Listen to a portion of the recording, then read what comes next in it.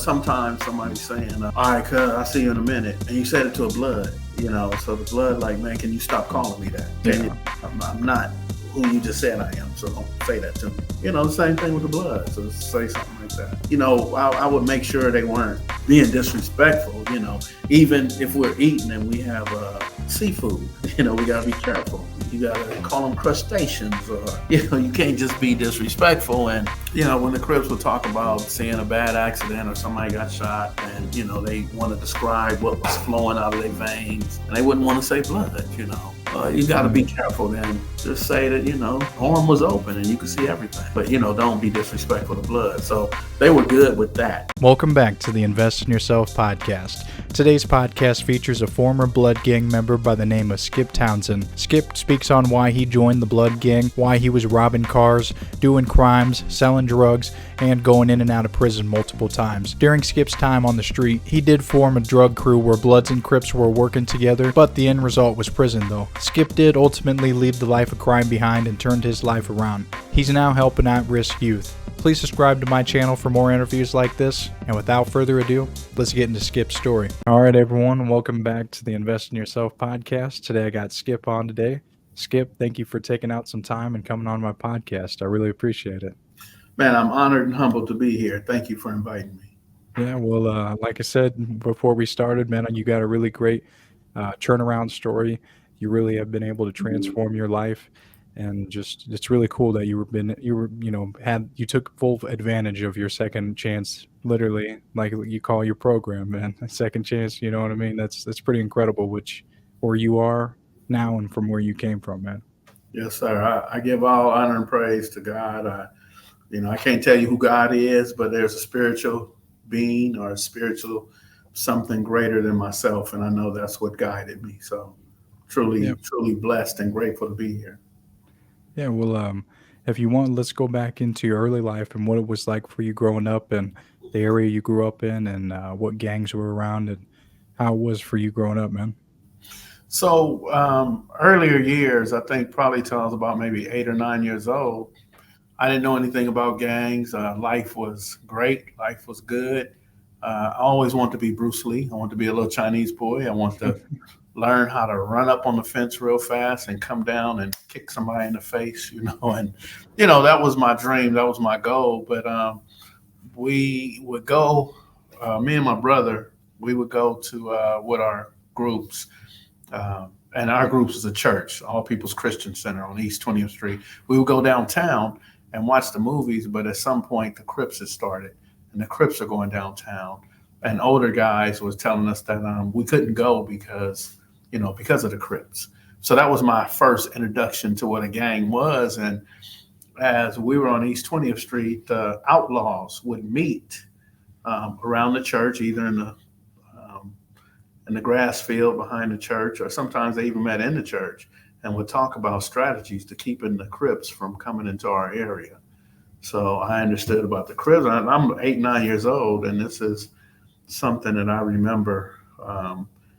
Just the dislike for the Crips and not, how they were the villains. They were the ones who were really stopping kids from being kids. What were they doing back then at that time? They were creating fear. There was a fear of the Crips.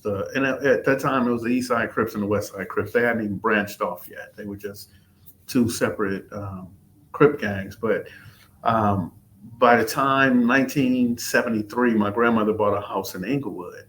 So now 75 and 76, she got all her grandkids there. She got a swimming pool, all that. So we're all hanging out for the summer. So now by 76, I want to be black. I don't want to be a Chinese boy. I want to be Superfly, the Mac. I want to have a perm. I want a Cadillac. I want gold chains around my neck. I want to take my shirt off.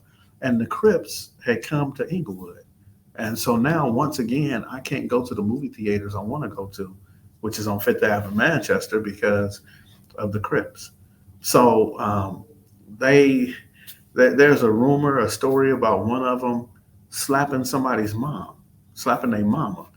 So there's a pizza joint right next to the movie theater, and they would come there and try to take over. So by now, I'm hearing stories about this guy who would never wear no shoes, but he'd wear a suit. And they say his feet was so hard, he would kick somebody, could knock a person out, kicking them with his feet. That's how powerful his feet were. And I actually met somebody who got kicked in the ass by him too, and he told me, he said, "Yeah, man, he was good." Guy named Country out of Lewis Park said, "Skip, man, I was 16. That dude kicked me in the ass." He said, "I felt it. I went home after that." But there was a guy named Barefoot Pookie, and everybody talks about Tookie and how big Tookie was, and Barefoot Pookie wasn't that. He was tall. He was. But he just had good feet. But by now, all these stories are out, and even though I'm older, I'm about 13 years old now. Now I'm ready to fight back. Now I'm saying I don't care, man. They can't tell me where to go or where not to go. I don't. I'm not scared of the Crips. I wanna. Let's go on and fight. Only problem was I was probably about 85 pounds. And these was grown men. They were. Hmm. I'm 13 and they're about 20, 21. So. Uh, So what was your options? yeah, it kind of gave us certain areas to go, certain areas to avoid, certain streets. Sometimes it might be one street where you don't go on that street, that type of thing. So eventually you would go on to becoming a blood, but like what was the time period? What was the gap until you officially joined that gang?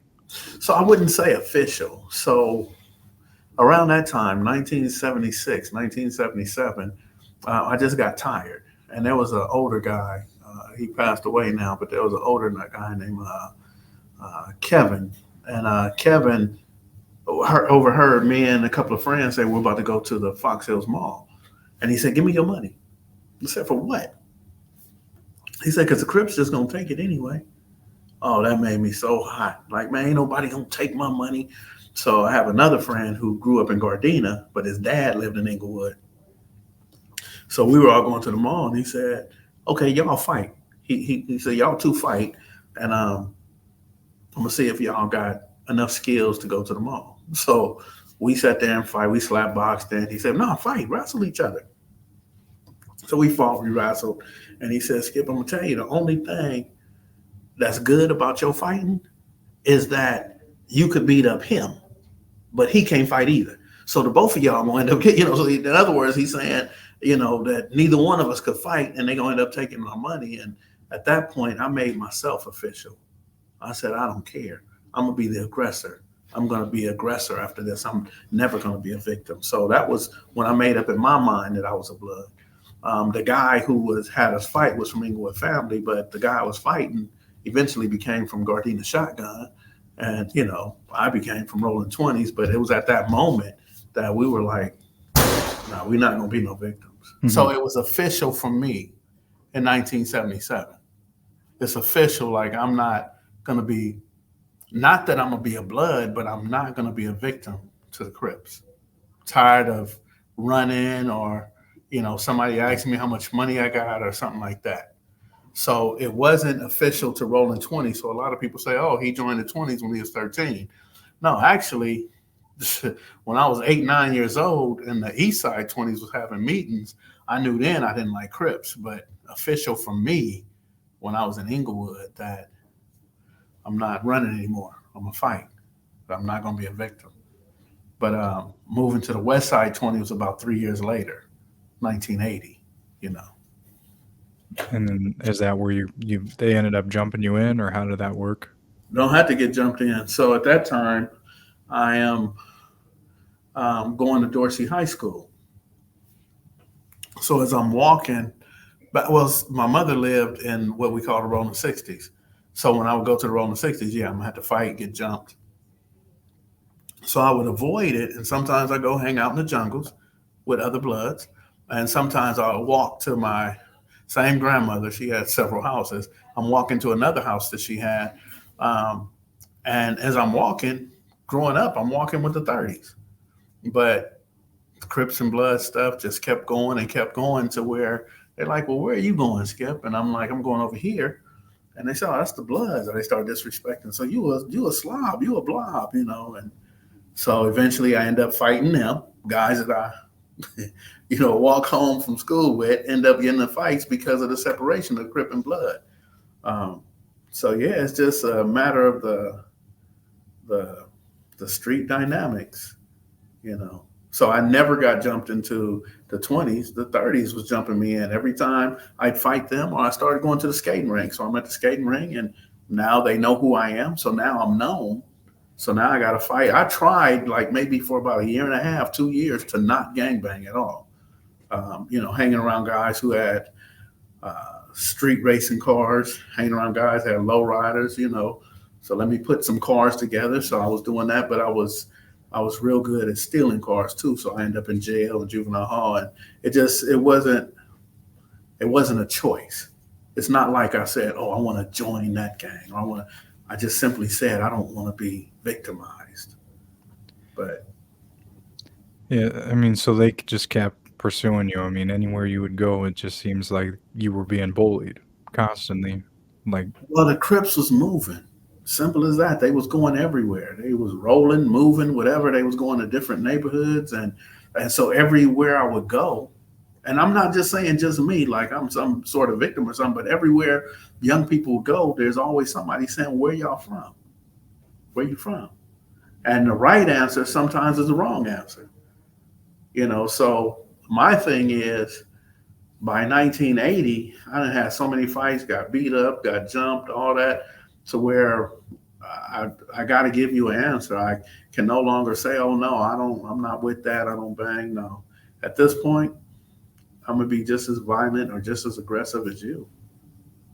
I don't want to be the one to be asked where you from. I want to ask somebody now. I want to be the one. I don't want to be, people pulling guns on me. I want to pull a gun on somebody now because I want to go home every night. You know. So it's not like a group of guys said, "Okay, we're gonna do this for 20 seconds and beat you up." I ain't go through none of that.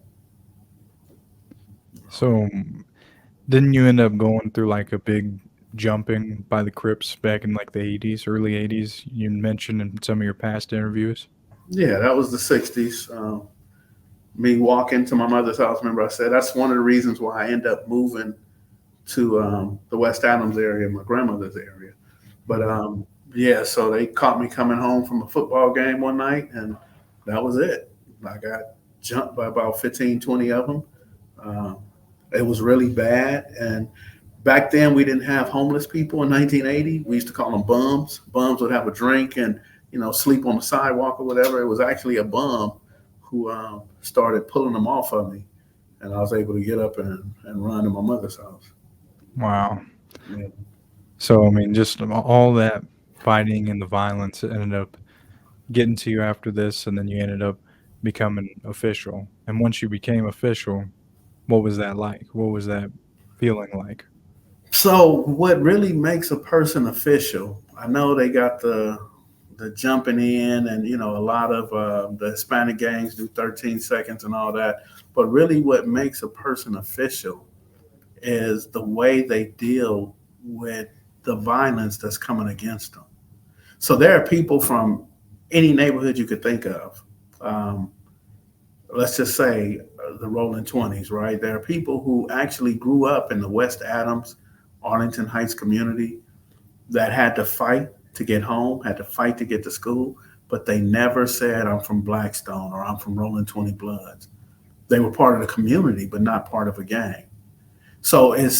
But to me, they're official because I know if we standing side by side, oh, I got somebody with me that could help me fight, as opposed to having somebody who's wearing all red every day, got a bandana on his head, and sagging. Sometimes that's symbolism without substance. I'd rather be with the dude who's really a square who grew up in that area than to be with somebody who's playing a part. Do you know what I mean? So the dude who's playing a part might go on Instagram, might write on the walls and say he's official. But this guy right here just grew up in the neighborhood and liked to fight. I got a lot of them like that. There's a dude from my area who, I ain't gonna say he liked to fight, but he was good at it. So whenever a fight came up and he was there, I feel comfortable. Like, okay, we straight. We got him with us. So once you got in, though, I mean, did they start like having you do operations, or I mean, it's not like it's a hierarchy kind of gang. You know what I mean? It's not like you're kicking up money and doing a bunch of things like that, is it? Like the mafia or anything like that. I mean, Black gangs aren't like that. No, I So mean, in the black community, there was a guy who was older who was a part of Rolling Twenties, and he brought that back to the area. So he was in the Blackstone area, but he was a part of Rolling Twenties. So his little brother and his best friend around the corner decided they were going to be Rolling Twenties too. So then all of their friends said, "Okay, we're going to be Rolling Twenties too." And I looked at them like they was little kids. I'm 17 and they're 13 and 14, and um, there was no nothing. They were just emulating what they saw. So the big homie kept going back and forth to jail. Um, he wasn't there to be a guide, really. So they were making it up as they went along. And at this time, I'm selling drugs, so I'm interested in money. I just finished stealing cars and all that, going back and forth. So now I'm selling drugs, and I wasn't interested. But as I keep going back and forth to jail, this is what I'm a part of. And this is where I feel comfortable. This is my home. So it's not as if I got to get beat up to get put on. All I have to do is be out there when the fights happen, when the shooting's going on. I'm showing up and I'm showing out. But no one ever told me, go sell drugs and bring me the money. Or Skip, today you got to go shoot at this gang or that gang. Or, let me tell you, when the guy I'm speaking of, when he was at home, I would call some days. Now I'm already living in Inglewood. I'm not over there anymore. And I would call and say, what y'all doing? And he said, well, we about to ride our bikes up to LA High. Man, wait for me. Here I come. I'm going to ride the bikes too. So it wasn't that somebody told me. I volunteered for all this stupid stuff. Imagine me calling another human being saying, what y'all going to do today? And then inviting myself. And now this person is in charge of whether or not I'm alive at the end of the night, or whether I go to jail, or whether I get beat up. I put all my trust in these individuals. They never once said, oh, you better be here. You're going to get DP'd. Or it was never like that. It was willing participants. yeah. So I mean, it was just the gang is there for support for each other. Like if a fight goes down or a shootout, or I see what you're saying. So it's really just strength in numbers and Yeah. just kind of protection. And then if you're gonna, like you said, if you guys are gonna go do a robbery or whatever it may be, then you just kind of do it together. And Well, see, but that's the thing. So if I'm hanging out with some people and they're about to go do a robbery, we tell them, all right, call me tomorrow. Let me know if y'all all right. I'm not going with them. Now, if somebody says, I know where a bunch of Chevys are, let's go get some Chevy parts, I'm about to go with them. I'm getting in the car, I'm going. Or if they say, man, we got these screwdrivers, we're going to go to a concert or something. We're going to go in everybody's car. We're going to break into cars and see how much money, if the girls left their purse, and see what's in the glove box or whatever. Okay, I'm going with y'all. But somebody else say, hey, man, we got these guns and we about to go shoot these Crips. Okay, call me tomorrow. Let me know if y'all all right. You get what I'm saying? And no one would ever say, oh, well, you scary or you didn't do this and that. But now if I'm at the concert, like I talked about, and the Crips come out and it's only me and two, three other people, we got to fight. That's how you know I'm not scary, because we're outnumbered and we're fighting. Or if we get in the car and they're shooting at us, and now I shoot back. I have an obligation to make sure that me and my people, younger than me or older than me, I got an obligation to make sure we make it home. But I don't have an obligation to a neighborhood to go and kill somebody or hurt somebody. So I don't have to sit there and somebody say, man, we about to go shoot these dudes. I ain't got to go.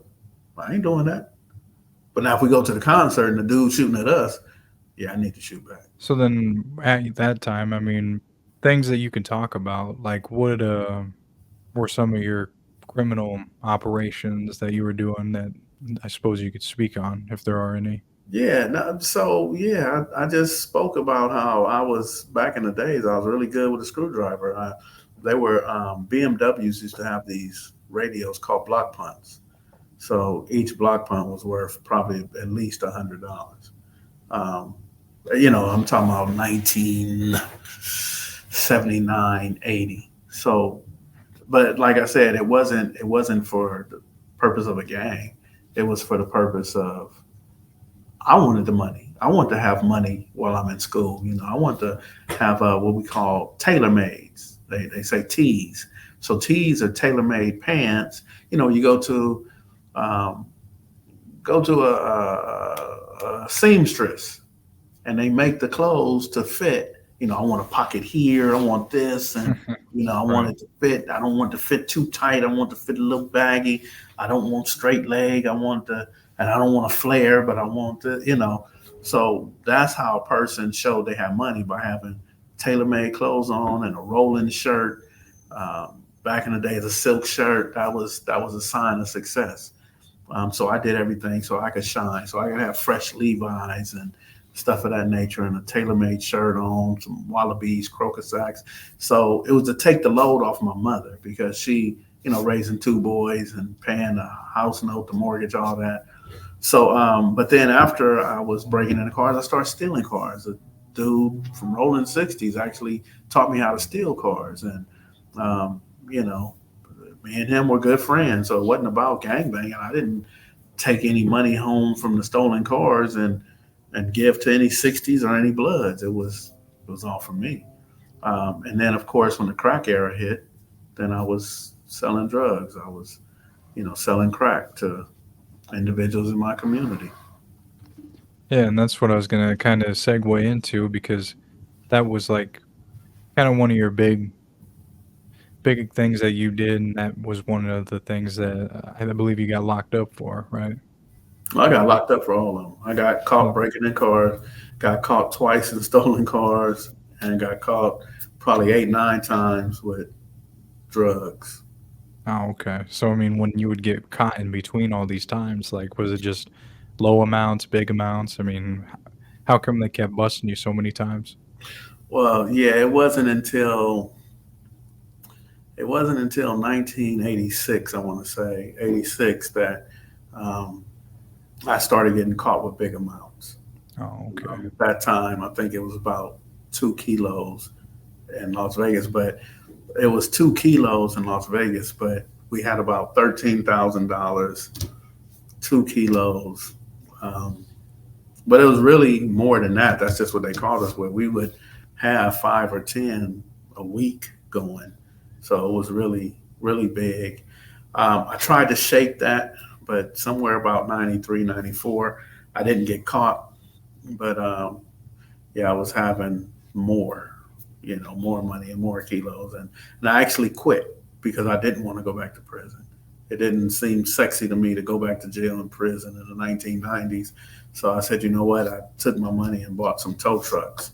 And I just went back into towing. I started towing in 89, but I went back to towing like 94, 95. So I wouldn't go back to prison. But eventually I went back to jail for 2 attempted murders too. So, I always had a gun case and, whatever was always going. So Yeah, and like with you during that time when you were selling drugs, like what was that like? I mean, was it you were working together with some Bloods and Crips at the same time? Was there some kind of unity during that? you know what? I think it's a gift from God that I bring unity. So I had moved into a neighborhood which was a Crip neighborhood. So I moved into one Crip neighborhood, Rolling 60s. And it didn't take long for them to start calling and checking on me, saying, "Man, you got to get up out of here." And I said, "Well, I'm buying my shit from the homie dog over here who get it from the homie Ace or whatever." And they're like, "Man, we don't give a fuck." They like, "Man, you gonna get up out of here, or we gonna do something to you." So um, they eventually set my apartment on fire. Damn. So yeah, so I had to get out. However, I moved into another area, um, what we call the Mansfields, and we're calling the moving over there into the Mansfields. Um, that kind of gave me a little freedom because they appreciated the level of which I came in. Because I didn't come in needing anything. I came in being able to support them and supply them.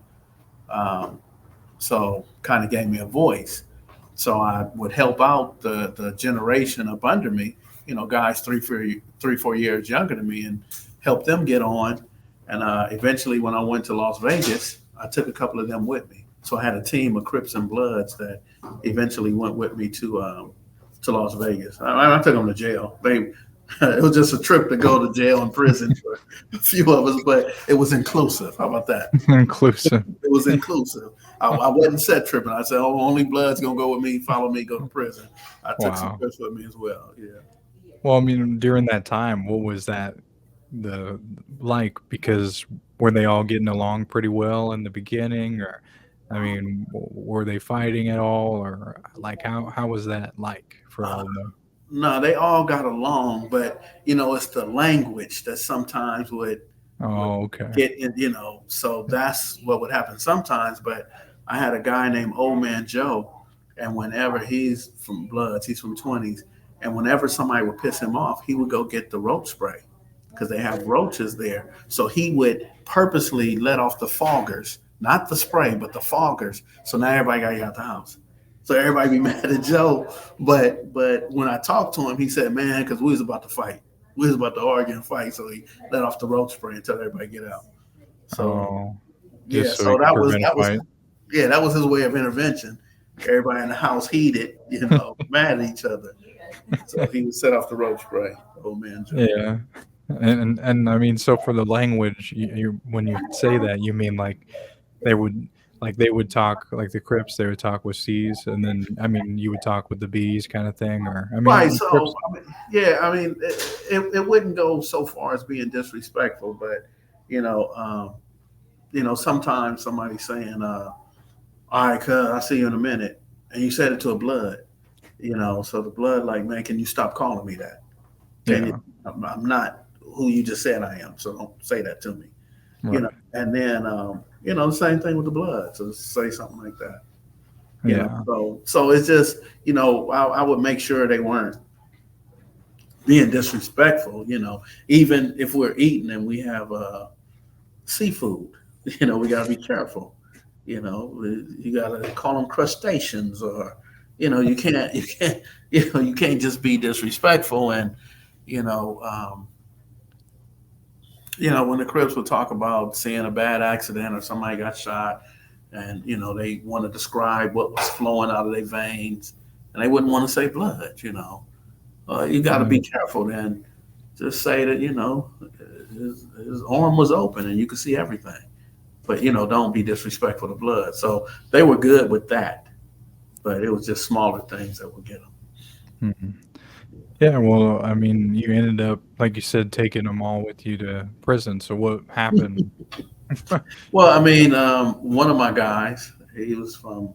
I trusted him so much. He was a guy I really trusted, and what I would do is I would leave him out there in charge. So he had the key to my apartment. He would always come and put the money in one place, and then he would put whatever he's working on a scale and chop it down, and we talk. And I had lost touch with him, hadn't talked to him in a day. And when we went out there, I found he was in jail with a $500,000 bail. And at the time, possession of drugs, even if for sale, it was a $5,000 bail. Hmm. And I'm like, why in the hell would he have a half a million? What happened? I don't know that there was a task force put together to hit us. So Oh, they have been watching him. So I'm saying I'm leery. I don't want to sit in here. I don't want to be in this apartment.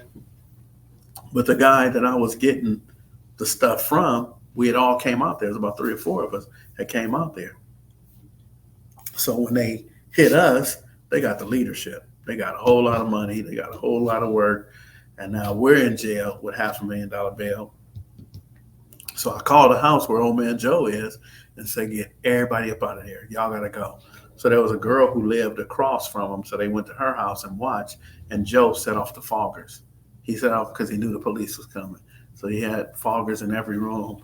And when the police came in, kicked the door in, they got a shock. They got a surprise of their life. So they just went across the hall and arrested everybody. So we all end up in North Las Vegas jail. And only about four or five of us end up going to the Metropolitan Jail and then and only three of us went to prison. oh wow. So I mean, didn't anybody end up cooperating or anything? Nah, it was back then. There was no such thing as cooperating. You know, No. I mean, it just didn't make sense, man. Go do your year and a half. The feds had said they were going to give us 55 years, but then they didn't take it. We end up, because Metropolitan Las Vegas houses federal custody and state custody or county custody. So we end up not getting charged with the federal case. It was a state case. So, you know, I think my guy Red, who I trusted the most, he got 6 years. I got 5, and the dude I was arguing with, who gave us all, he got 3. So we and all of it was halftime. It wasn't like we had to do day for day. My Mhm. 5 years turned to 2.5, and the 6 years turned to 3, and the dude with 3 years got like 18 months. You know, Wow. so yeah, Yeah. Really short sentences. yeah. But Yeah. now this is 1986 too, though. Yeah. They changed it when the feds came in and changed. They started giving people 30 years. 1990s, what's the name? Joe Biden and Bill Clinton Hmm. had the mandatory minimum. So now everybody is getting 30 plus years. Wow. Because Yeah. they call themselves cleaning up the streets, but really what they were doing was breaking up families for charges that really needed to be like they were 18 months, 3 years, something like that. And then they changed them to like 20 to 30 kind Right. of years. Yeah. So then after that, I mean, you got out, and this is in the 80s. So take us to what happened. Well, fast forwarding a little bit. I mean, you got back out on the street, and you kind of, is this when you started your trucking business? Is that what you started doing? So I got out in 1988, and I was blessed with family and friends who were helping me financially. But in 1988, I really thought that I was going to die that year because of the violence. The violence had increased.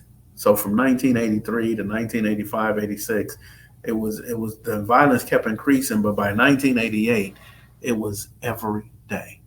There are no off days. Put it like that. There's no days to say, oh, I'm just gonna go get something to eat with my girl and my family. 1988, it wasn't like that. Some of the best people I know were hunted down. They would hunt them and kill them. They would rob them. They would kidnap them, torture them, and these were good people. So I really thought that 1988 was going to be, the last year of my existence. But I worked through it. I went right back to the same thing. Got arrested in what was that? I was in Kansas City. The only good thing about that is that I didn't know anything about it. I was just going out there to meet and be able to do stuff. And this one guy who lived in Kansas ended up telling the federal government that the guy I was with was coming. So they had an affidavit, had him sign it. We came out there. We both got arrested. They got the drugs, got the money, but I wasn't on the affidavit, so I didn't get the same charge. I was able to go free. I was released. So, Really? like, yeah, yeah. So I was, Damn. okay. But as soon as I got back, I end up. That's the same year. So that was like August or somewhere right before September. But later on in October, I end up going to jail for a burglary I didn't commit. So I end See, up staying. I end up staying in jail, and there was no way I could have committed the burglary because I was in prison the year before. So they're charging me with something that happened in May of '87. May of '87, I wasn't even in California. I was in Nevada. I was in Indian Springs, Nevada, in prison. So I'm like, I couldn't have done it. But it got me a. So going to jail in Kansas City, I didn't get a parole violation. But when I got back with a burglary I didn't do, they gave me a parole violation. so how did they even try to pin that on you? I mean, did you go and fight it or? Oh yeah, I had to fight it. They took me to jail with a parole hold, so I couldn't even bail out for a long time. And then when I was able to bail out, I had to continuously fight it, but it was just they drug it on, and finally the judge said that because I was in prison and I showed proof that I was in prison, he said he's going to drop the case, not because I couldn't have done it. He said without bias, because he's saying that they should have filed on me while I was in custody. So because they didn't do their due diligence and see that I was already in custody and file the charges then, he said that you guys had ample opportunity, you didn't do it. So in other words, he dropped the charges without prejudice, meaning that they can come back and file again if they have some more evidence that they can prove. Really? And I'm thinking, man, that is crazy Gee. because I'm in custody and you're not acknowledging the fact that I'm in custody. Right. You're you're acknowledging the fact that because I was in custody, they could have came and got me then. Isn't that Yeah. Yeah, that does not make sense at all. I mean, if you're in prison, how can you do that? right? Right. So you end up fighting that for quite a while, and then they Yeah, about dropped it six because months. six. Got Geez, dropped. and they never bothered with it again. Then I haven't heard anything about it. I mean, it's probably a statute of limitations now, but I never, and that they was never got at me about it.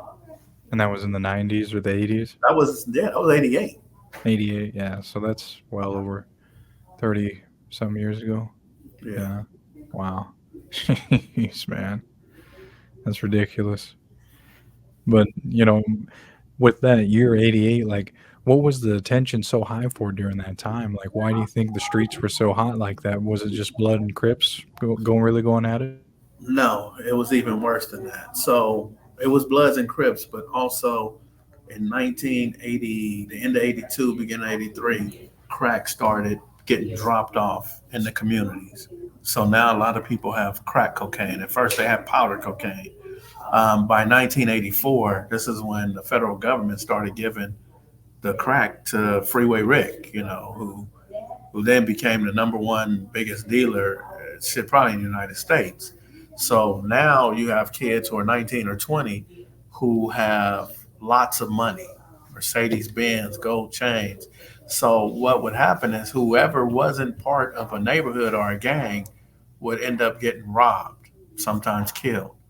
Also, if you were part of a neighborhood or a gang, well, they're going to rob and kill you anyway because you're a part of that gang and not theirs. So um, it just got real treacherous. And somewhere in the 80s as well, about that same year, there were guns left on the railroad tracks out here in LA. The first time it was in Watts. So now you have a crack epidemic. So you have crackheads, smokers who's breaking into the train on the cars that are left on the train tracks. And then shit, a few months later, they left it on Slauson around Broadway. So now all the East Siders have guns. Everybody who break into the railroad cars have guns. So it turned into I want to say it was by design that they turned the streets into easy access to hurt each other. And then of course, given the opportunity, what did we do? We started hurting each other. We have access to guns now. So what happened is that traditional Crip and Blood, that's not even the issue anymore. Now what's the issue is who sells drugs on that corner. Now, most of the neighborhoods were already determined, by the 70s. Like I said, with the early East Side and West Side Crips, they started forming their alliances and what neighborhood is what. But now with the drugs, some people are selling drugs in other people's neighborhood, and it was up to that neighborhood to either get them out. So now you have a lot of more murders. You have a lot of shootings, a lot of more murders and stuff that are going on prior to, you know, prior to what was going on before that. Yeah. Well, I mean, after with all that, I mean, you being able to make it out of that environment and make it out of that time period, what did you end up doing after you got out of prison and you started your own trucking business? You tried to make it go straight for a little while, but then that ended up happening where you caught that case for the two attempted murders. Well, so I started with the buying the tow trucks. I started buying the tow trucks. Really, I started towing in '89. However, I had one truck, and then I was working with another company. I was doing a number of things, but what I wanted to do was to own a trucking company, and so I did. And I had about two or three. I had about two or three trucks. Um, by 94, 95, I was really doing good, but I still end up getting charged with an attempted murder in 1998 that had happened in 1995. And and at that time, I had regular trucks. I'm bird dogging. So when I say regular trucks, I've got Eagle Claws, wheel lift, this and whatever. But my father was encouraging me to get a flatbed.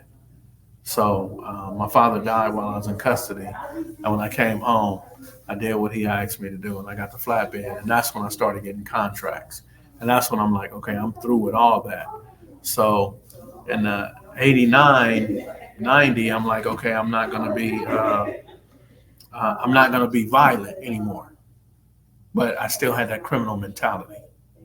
So in 1998, I lost the violence and the criminal activity. I didn't want any parts of anything that wasn't right. And somehow, some way, I still end up going back to jail anyway, leaving the country, perjury. So I don't know if you know, in the Department of Motor Vehicles, there's a line at the bottom saying you sign this under the penalty of perjury.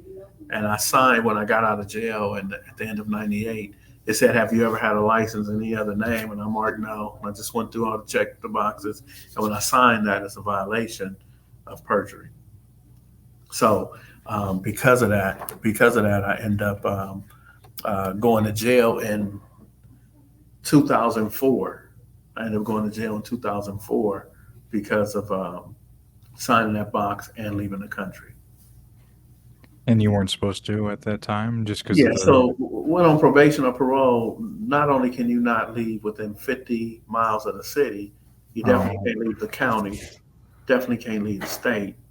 And then I left the country. So I oh. had to do 9 months flat in the Well, midst of having my own business and different trucks and stuff. well, can you really talk? Do you feel comfortable talking about the two attempted murder charges, or what happened with that? I got a hung jury and I got an acquittal.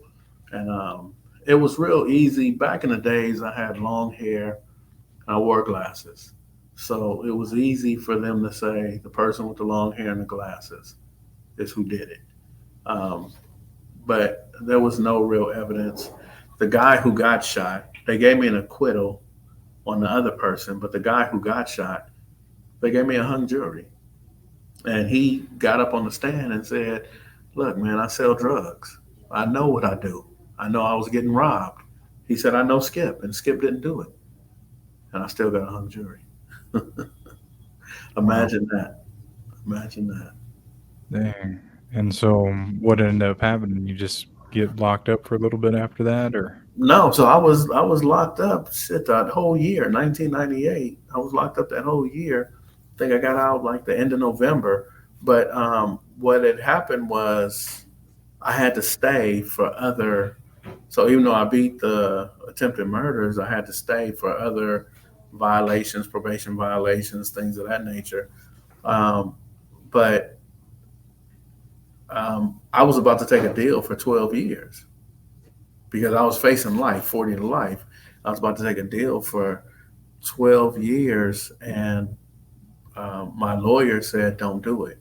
And when we went back to the courtroom, the lawyer had the the head DA, not the actual district attorney, but the supervisor for that district, had him come to the court and tell the judge, "Sorry, we wasted your time. We're not going to refile. We don't want to do this."